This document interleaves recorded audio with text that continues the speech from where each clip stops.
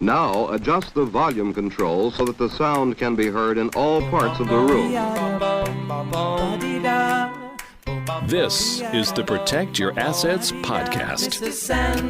You get the idea? It's on the internet. Make him the cutest that I've ever seen. Go on. Give him two lips like It's like no cheese I've ever tasted. tell him that his lonesome Here's the Sandman. over Sandman. Are you thinking of buying an electric vehicle? Well, if you are, then you definitely want to listen to our show this morning as we talk about natural gas, oil, and yes, electric vehicles. Good morning. Welcome to Protect Your Assets. I'm David Hollander, your host. It's so great to be with you on this crisp, clear, beautiful Bay Area morning. For those of you just joining us for the first time, welcome. People around here, they call me the Sandman, and that's because I help my listeners sleep well at night by answering their most troubled legal or financial questions. And that's because I am a financial advisor and a licensed attorney. So we have a tremendous show for you today. I have two special guests with me today. We're going to be talking about electric vehicles, power usage in the U.S., natural gas. Now, let's get started. Well, markets this week staged a rally. Dow was up 4%, S&P was up 3.8%, NASDAQ up 3.6%. The 10-year Treasury staying down around 1.48%, and oil $71.94 a barrel. So we saw a shift this week in a couple areas that were unknown, and so the markets like that, and this provided some clarity, which let the markets run a little bit. So first we had the government get their act together and have no shutdown, so that was good. And then second, there's no debt ceiling drama that's going to happen either. So those two things are now behind us. But don't forget, they're still negotiating that spending bill. And if it passes, what we do see is that there's not going to be any raise in the personal or corporate income tax rates. So that, again, stocks like to see. We still don't know what the Fed's going to do because this past week, Jerome Powell tended to shifted. And now he's saying that inflation is no longer transitory and that the likelihood of them raising interest rates, which they haven't done in almost 2 years, now is a question of when. So I would expect markets to be more volatile going into 2022, which is not too far away. And so just look out for that. Overall, the economy is still doing pretty well. We had initial jobless claims come out on Thursday. That number was 184,000. That's the lowest number we've seen in 52 years. So again, that was pretty strong. Again, remember, that's somewhat seasonally adjusted because you're in the holiday season right now. And as you know, a lot of people get hired part-time to do work when all of us go shopping. So these are some things that are looking pretty good. Also, the inflation reading came out on Friday yesterday, the CPI number, 6.8%. That's the highest level we've seen since 1982. And inflation year over year was at 4.9%. So, you know, as we're going to be talking about oil today and the price of oil, certainly power that's necessary to keep us all doing what we need to do, you got to wonder how interest rates will phase into that as well and how quickly interest rates will rise depending on what the Fed does. And so a lot of you asked me about the gold market. Again, another commodity. I'll just get that out of the way. If rates rise quickly, like I've been talking about, again, I'm expecting the 10-year to get to around 2% first quarter next year. Then gold is at risk. It's at risk of a correction because right now the support for gold is lying at around $1,700 an ounce. But if that path is broken, then gold could go to $1,500 an ounce. So for those of you owning gold right now, thinking about buying it, you might want to be a little bit careful because interest rates could affect that position if that's something you're going to do. All right. Well, this morning I have two guests with me. First, Dave Anderson, who is a former energy analyst and portfolio manager in the oil and gas space. And then John Samuels, who's CFO and CEO of an energy company, was. These guys know all about what we're going to be talking about today. So good morning, David. How are you? Good morning, David. I'm fine. Great to be here. Thank you. Thanks for coming in. So let's talk about electric vehicles. I hear this all the time. Look, oil's going away. We don't need oil because everyone's going to be buying a Tesla and driving around, maybe even a Vivian or whatever the heck they call it, Rivian. I don't know what they call it. But, there's so many cars now around and you say, well, it's over. There's no more oil anymore. What do you think about that? Well, that's definitely a function of you living in Northern California, where we do see a lot of electric vehicles, and I drive one myself. But we have to remember the total number of cars on U.S. roads today is roughly 280 million. It's a lot of cars on the road. It's a lot, yeah. We sell about 15 to 16 million new cars every year, right? That's about 5% of the stock of cars that gets replaced every year. Right. So even if you said every single car was going to be an EV, 15 million cars a year, it would still take you 15 to 20 years to fully replace all the gasoline or the internal combustion ICE cars on the road today. So, under 2% of the cars in the U.S. right now are pure EVs. I know it doesn't feel that way when you're looking for a parking spot down at Whole Foods and everything seems to be a Tesla. Right.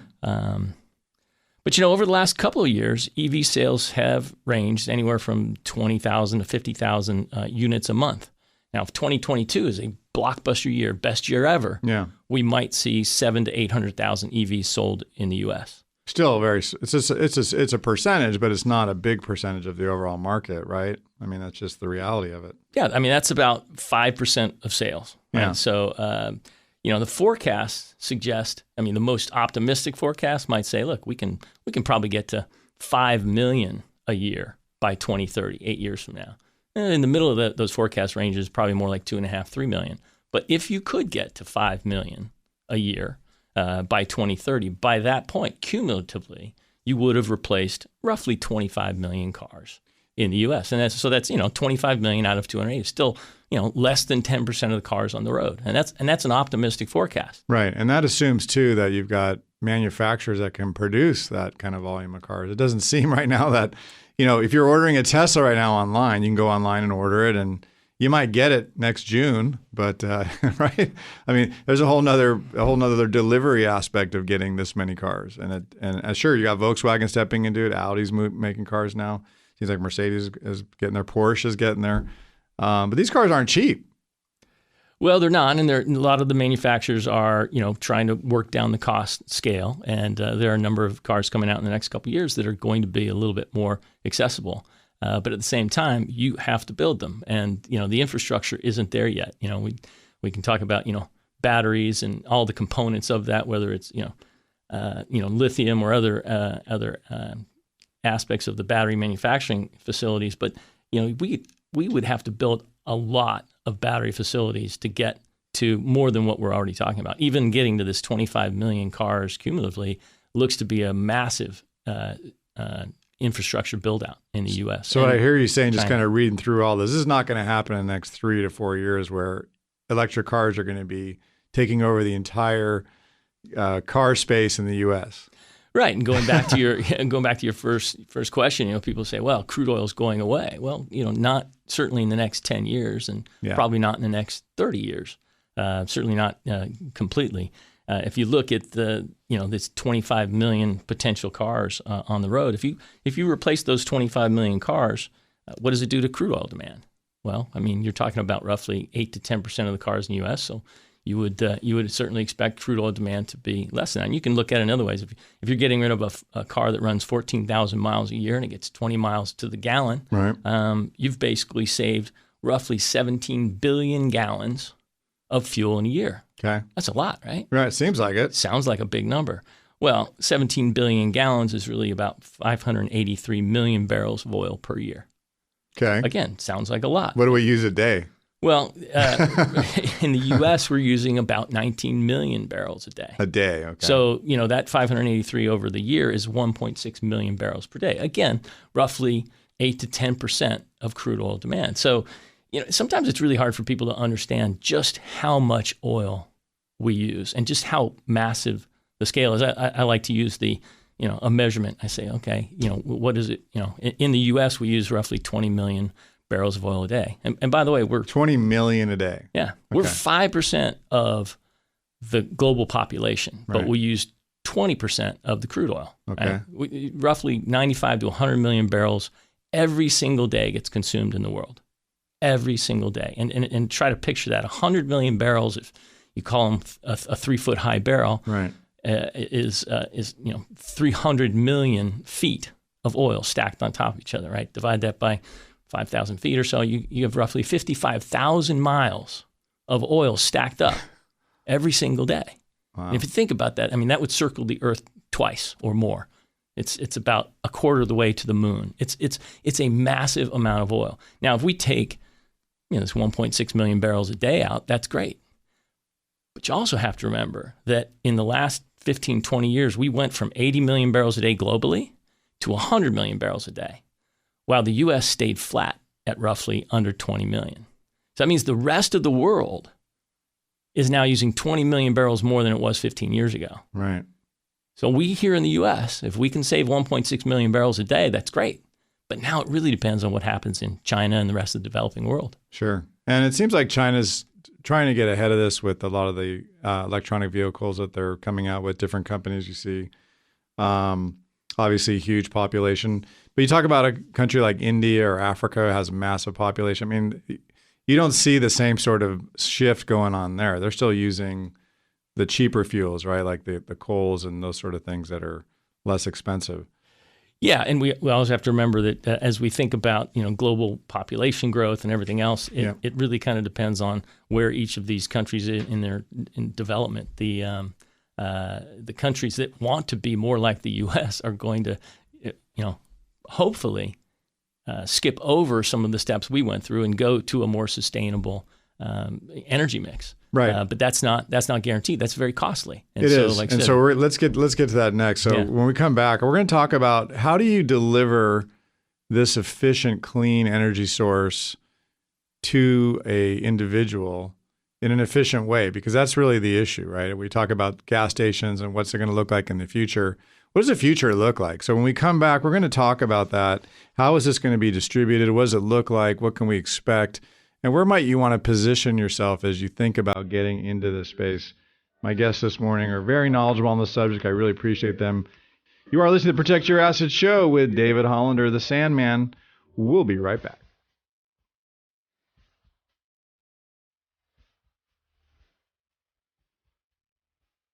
You can ask the Sandman questions and hear this show Protect Your Assets hands-free anytime on your Amazon Echo smart speaker. Just say, Alexa, ask Protect Your Assets to play the latest podcast. Find out more at libertygroupllc.com/voice. Now back to Protect Your Assets with David Hollander, the Sandman.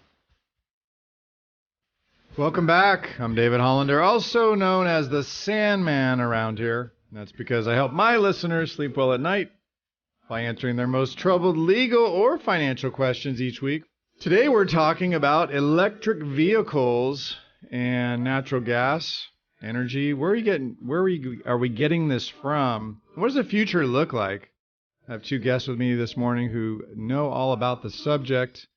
Dave Anderson, who I was just talking about cars and the numbers of cars and the production and where they're coming from and what we expect. And then, of course, John Samuels. I have John on the phone with us this morning. Good morning, John. How are you? Good morning, David. Doing great. Thank you for having me. You're very welcome. Good to have you both on today. So, all right. So we were just talking about EV cars and just the growth of that. Now, Dave, just assuming that the numbers are right, that we get to some more meaningful production of cars, where are they going to get energy from to power these things? Well, it's a great question, and the U.S. power sector is pretty well situated to actually handle the increase in electricity needed for that level of cars. It's probably less of a problem than maybe some people might make it out to be. But let's just step back and look at the sources of where we're getting our power and talk about where the growth would come from, assuming we need some growth here. But the U.S. generates about 4 billion kilowatts of power a year. Roughly 40% of that comes from natural gas plants. 19% comes from coal. Now that's down from 50%. 50% of our power came from coal just 15 years ago. So that's a good thing. That's a great thing, yeah. Right? Natural gas has displaced coal in the U.S. power sector, while nuclear stayed pretty steady at about 20%. Wind and solar have been growing pretty tremendously, but they're still only 11% of the power generated in the United States. So, natural gas emits roughly 60% less CO2 per unit of power than coal. So it's been a very good way to reduce our CO2 generation.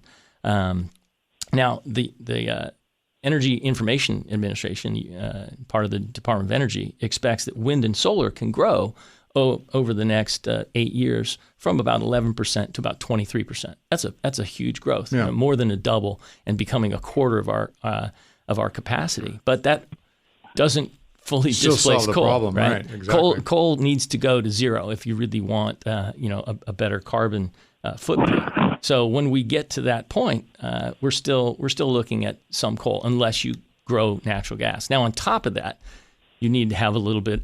There's some extra growth coming from additional demand. Although I would suggest that the demand on additional electricity is probably not massive, because a lot of the electricity used for electric vehicles can be generated during periods of lower capacity utilization. So basically nighttime. You plug your car in at nighttime. So you don't need more plants. You may need more electricity. So anyway, that's kind of where we're generating our power now. And natural gas has been a massive component of us getting better. And over the next 10 years, it's going to have to be a continued component of that. Now, John, quick question for you. And John Samuels was the CFO, CEO of an oil company. Where are you seeing energy coming from now, particularly globally and in the U.S.? How do we fit into that, John? Yeah, it's a good question. I mean, it really varies depending on where you're talking about. I'd say Europe's ahead of us here in the States in terms of energy transition. And then there's elsewhere in the world, emerging economies, where they just want the lowest cost fuel source. So it really depends. For most of the world, coal is still the biggest source of energy and electricity. But really today, the world is getting close to 80% of its energy, its total energy for everything, from fossil fuels of varying kinds. So I think Dave's right to say, hey, not all fossil fuels are created equal. If you care about climate change, you care about getting emissions down, what's the best source? It's going to come from different places. Definitely agree with the projections on wind and solar. I don't know if that's the right number, but it's going to grow a lot, and it needs to grow a lot. But as Germany is learning the hard way this season, the sun doesn't always shine and the wind doesn't always blow. Right. So what do you do during that time? And natural gas is, by comparison, a reliable, clean, and stable fuel that here in the U.S. we can find and produce very cheaply. Yeah, talk to us about that. I mean, how does the U.S. fit into that in terms of the global supply? What percentages are we producing? What sort of supply do we have? Where I know you're actively involved in this. Where do you see energy production in the U.S. right now? Yeah, I think it's good to narrow it down because again, energy is very broad, and then some of the products we associate with energy, like oil and like natural gas, they're also used for other things, petrochemicals. I mean, everybody's got something in their kitchen that came from oil, silicon chips and computers, et cetera. So, if you want to talk oil in 2020, which obviously we all know an anomalous year for a lot of reasons, but on the energy consumption side, people were traveling less. Economies were shut in for periods of time. So the world produced about 75 million barrels of oil a day in 2020, and the U.S. Was about 12 million of that. And we're today in 2021. I mean, we're almost done now and going to 22. As you look around the U.S., where are you seeing productivity, say, in the oil and gas space in this country right now? Well, there's actually only 2 states right now where production is growing versus declining, and that's Texas and New Mexico. New Mexico is the big standout if you were to look at a chart. Their year-over-year production growth is like 35%. Wow! And that is coming out of a shale play. The Delaware Basin is what it's called, and don't want to bore people on a Saturday morning with a soapbox, but it is a prolific oil and gas producer. Fantastic economics. We actually just made an investment in that basin last week, so it's definitely something we like. And there's a reason that it's growing at 35%. Capitalism reigns, and companies are going to put their resources towards the best economics. And then what's going on in Texas right now? I mean, we've heard about, Tesla moving there and a lot of folks going to Austin. And I happened to be there last week and saw the growth going on there is phenomenal. I mean, what is it about these two climates that's making it so robust? Is it just what's in the ground? Is it just the ability to get to it? I mean, what is existing? I mean, let's talk about that. You hear a lot about the government right now talking about shutting down, oil production. Is that private? Is that public? I mean, what does that mean? And how does that relate to the future as you talk about energy? Well, I mean, these are all good questions. Some of them are big questions. I mean, the government was talking about shutting down oil production until it went to 80, and they were screaming for more production and, releasing their own in the world. The biggest thing driving production growth in Texas and New Mexico is the rock. It's the geology that cannot be replicated. Now, of course, I think it's beneficial that, Texas has a reputation of being, very friendly for business. I don't know anything more about Tesla besides the same tweets that you read. But, I think like regulation, taxes, all those things are, probably contributors to why. Land, right? Cheap land. Land, labor. Cheaper. Cost of living. Cheaper in California. Yeah.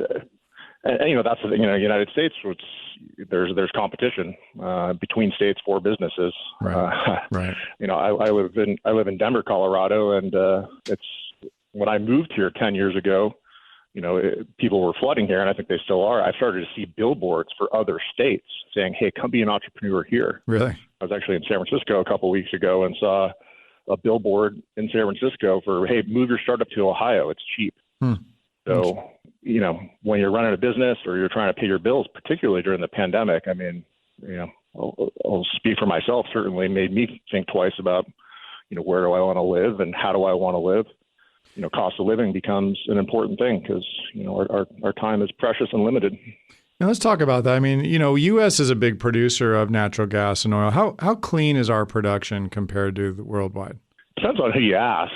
I think it's trending towards being among the cleanest barrels in the world.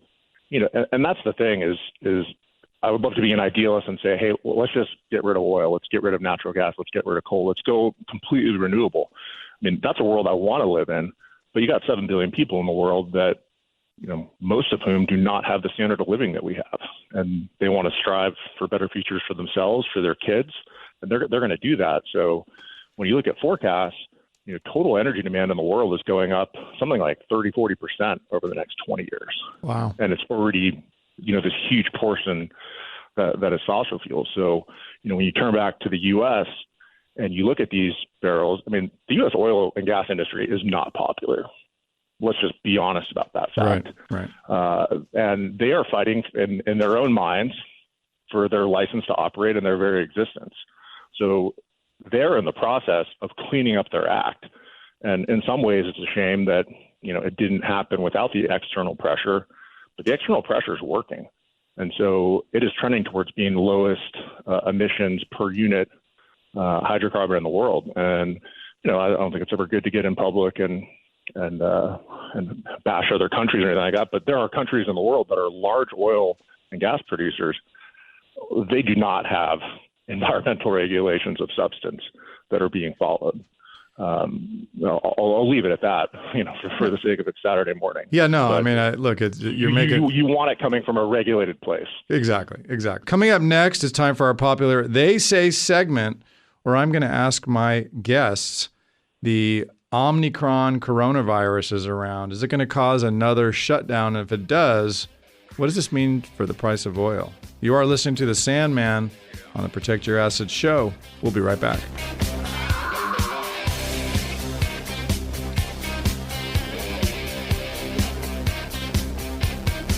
You can ask the Sandman questions and hear this show Protect Your Assets hands-free anytime on your Amazon Echo smart speaker. Just say, Alexa, ask Protect Your Assets to play the latest podcast. Find out more at libertygroupllc.com/voice.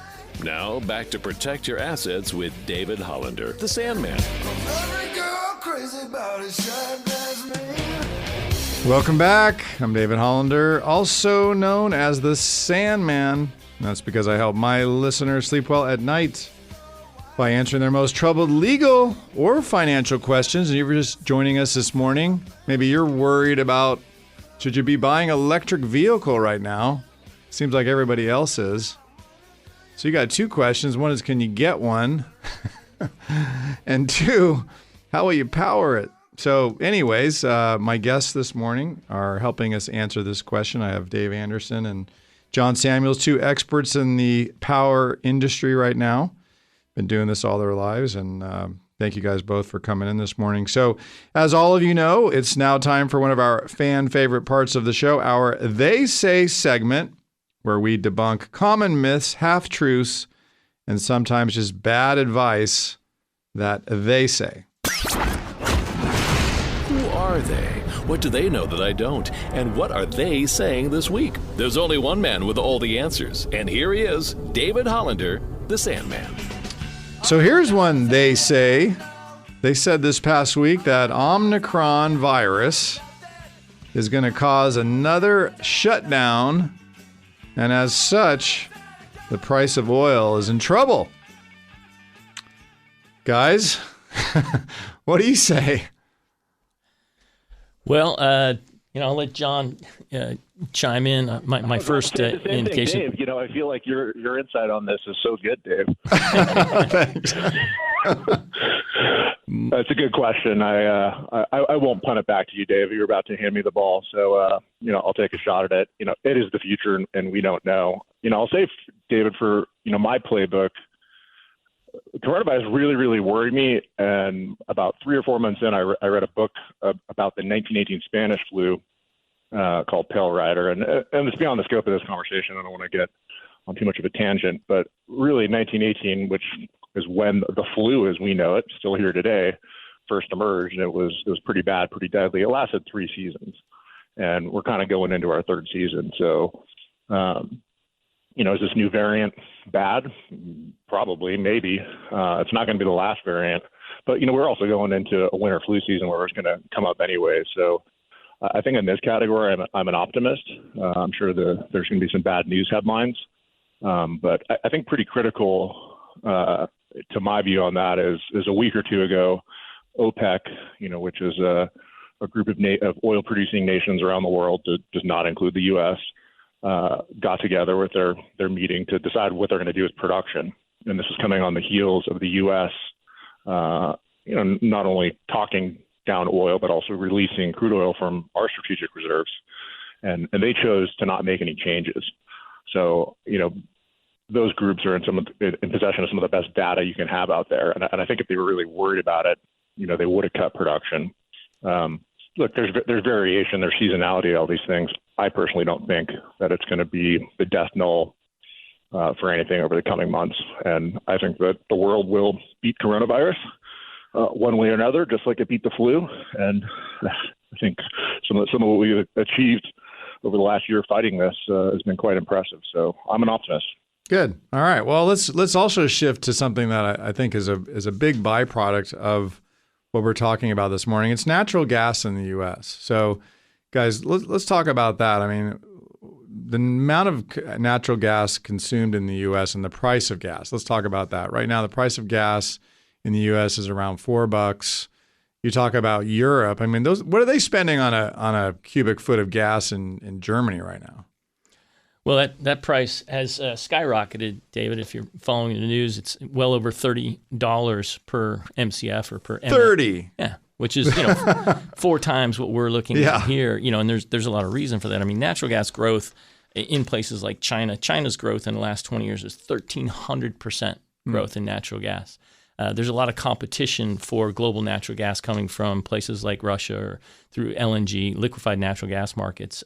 So if you're not producing your own natural gas locally, it's very difficult to move. It doesn't move around the world. How do you move? I mean, how do you move it? How would I move natural gas from the U.S. to, say, England? Well, you have to liquefy it. I mean, natural gas moves around this country via pipelines, and to move it elsewhere, you have to liquefy it. To go across an ocean. Yep. It becomes, super cooled and liquefied, and that takes a multi-billion-dollar plant just to move a little bit of it. And so you have to have the plant built, You build the plant, and you got to build a plant on the other side to deliquefy it Okay. and gasify it, and then move it around. So it is not an easily transportable product, which means it can really be subject to dislocations of supply and demand, which is what Europe is dealing with. And it's really what the U.S. has attempted to avoid through its policies and through the actions of private companies over the last 20 years. I mean, natural gas in the U.S. Has grown roughly 50% in the last 19 years. Why is that? Well, part of it's technology. I mean, it's really, John mentioned the shale plays in places like Texas and Louisiana and up in the Marcellus and the Utica up in the eastern area. So natural gas. Now, when you say that, I mean, I love how you guys talk about these areas. Just for everybody listening, these are areas in the country, right, within these states that have names associated with them where production's occurring. Is that what you guys are referring to? Sorry to get down. Yeah, but yeah, like where's a basins. Utica? I don't know about Utica. Sorry. So these are areas, but basically it's Texas, Louisiana, New Mexico, North Dakota. Places like that, as well as Pennsylvania. It's just hard for us Californians to kind of relate to some of these places, right? In some respects. There's a lot of this country that's doing its part effectively to power us, and California, chooses not to produce, and that's perfectly within the right to do so. But other parts of the country are doing what they have to do. Mm-hmm. So natural gas is pretty much all. Everything we consume here is produced here. There's a little bit of import, a little bit of export, but for the most part, it's produced here. And here in the U.S. Here in the U.S., in the continental U.S. Right. And a significant portion of it is associated gas. Some natural gas comes out of wells specifically targeting natural gas formations. Others come along with crude oil. It gets produced as a byproduct of crude oil. So to the extent you were going to reduce crude oil drilling, you would also reduce natural gas. Now, remember, natural gas is not just used in power production. We talked about that. It's a big portion of it. But as John mentioned, it also heats your home. It dries my clothes. It dries your clothes. it produces hot water. You cook on it. I do. I used to cook. I love to cook on natural gas. Yeah. So it's the biggest growth has been in the power sector. But what's interesting is we've become very good at drilling for oil and gas. Just 15 years ago, less than 15 years ago, we had over 1,600 drilling rigs working in the United States drilling for oil and gas. And today we've got about 400, a little less than 500. Wow. So we're producing double the amount of natural gas we were producing not long ago. Wow. So we're getting more efficient. We're getting Is that better because at of technology and regulation? Is that essentially what's going on? It's technology, right? We used to drill a lot of vertical wells, and without getting too technical, Sure, we drill horizontal wells, Yeah. and we fractionate, right? We frack wells. And so we've displaced a lot of the old technology with new technology that really, one, makes oil and gas drilling much more effective. That is, you're not drilling dry holes. And number two, much more efficient. You're getting, you used to get... You're getting a lot more out of it than you used to. You're getting 10 times more out of an individual well, maybe 20 times or 30 times more than you did just 20 years ago. Wow. And that's a huge, huge impact. And that's why we've had low natural gas prices. I'm going to ask the question because I'm thinking in my head. I've just been seeing so much of it. That process is the byproduct of that environmentally destructive in the way that, say, coal is in the environment, right? Because you hear a lot about that. Is that true, John?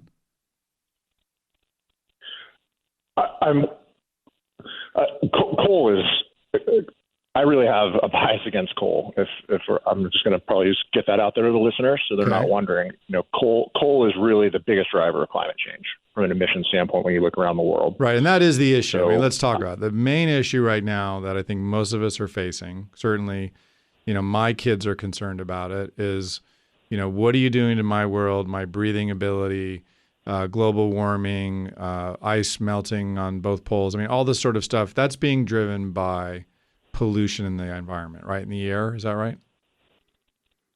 100%. Okay, so rising CO2 concentrations are making the planet warmer. That's driving climate change. That's not the only thing 7 billion humans are doing to it, but that's the climate change. Absolutely. Okay, so the biggest contributor to that is coal. Absolutely. Okay. So what I'm hearing you guys say is that the increased ability for us to, say, develop natural gas, which is certainly something that we all agree we use, Is that going to go anywhere as you guys see it in the next 20 years? The use of natural gas. In my opinion, natural gas use is going up, and my opinion is informed by smarter people with better data that have forecasts. I mean, if you were to go out and look at the big groups that do forecasting, David, like 20 years out. I mean, first of all, that's just a hard task. Like, you're going to be wrong. It's just who's the least wrong. Okay. But you have the International Energy Administration. I think of it like the UN of energy. It's internationally funded and meant to drive world consensus. You have the U.S. version of that. You have various private groups. Really in all of them, natural gas demand globally is going up for the next 10 years. And then some say it's going to continue to go up. Some say it'll go down. But when you want to talk about the emissions impact of that, it's not just natural gas versus coal. I mean, coal is going to be dirty without carbon capture. And I think that's actually a big direction the world is going to go to solve this problem. And we will solve this problem. I think humans, we can do a lot given time and we put our minds to something, but it's which natural gas fields are you producing from and what are your methods? Because what environmentalists rightly get on when they are against natural gas is leaks and flaring and other operational practices that allow natural gas to escape into the environment. When it is vented or released, it's really destructive. Now, again, you have to compare it because we need energy. The U.S. consumes more energy per capita than any country in the world, and we need energy, and we can't tell the world what to do. So, natural gas, in my mind, is hands down a cleaner fuel. But, we've got to produce it the right way. And that means good laws on methane release, flaring, and all these other things. And that stuff is underway in the U.S. And that's one of the reasons why you don't need to like natural gas. You can say, what is the best fuel choice? What is the most affordable, reliable, and the cleanest? Because there's no such thing as zero. I mean, producing a solar panel and shipping it has emissions. Sure. But when you look at coal and natural gas on those two things, natural gas is the clear winner. U.S. emissions from power generation have been going down for the last decade in an absolute sense. And that is the shift that Dave talked about from coal to natural gas. Whereas in other parts of the world, emerging economies, China, India, their economies are growing rapidly, as are their emissions, and they need fuel. So I know that's covering a lot of ground there. But, no, it's perfect. I think natural gas has a bright future. Yeah. Okay. So you've been listening to the Protect Your Assets show with David Hollander. When we come back, we're going to be talking about opportunities that exist in this space with my guest this morning. There's so much more to come, so keep it right here. We'll be right back.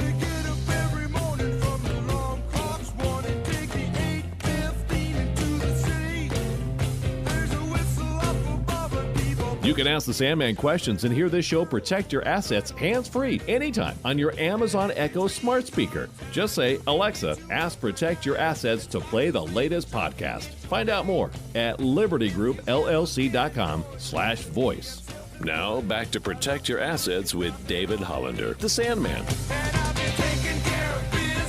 We're back. I'm David Hollander, also known as the Sandman, and we've been talking about energy and what's it going to look like over the next 10, 15, 20 years. My guests this morning are experts in this area, been doing this most of their lives, and they certainly know where it's happening right now. So previously we've been talking about EVs, natural gas, the drilling efficiency in this country where it's happening.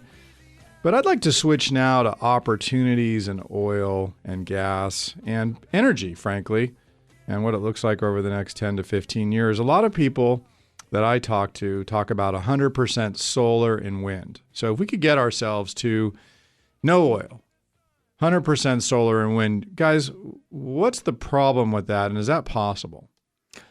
Well, I'm glad you asked that one, David.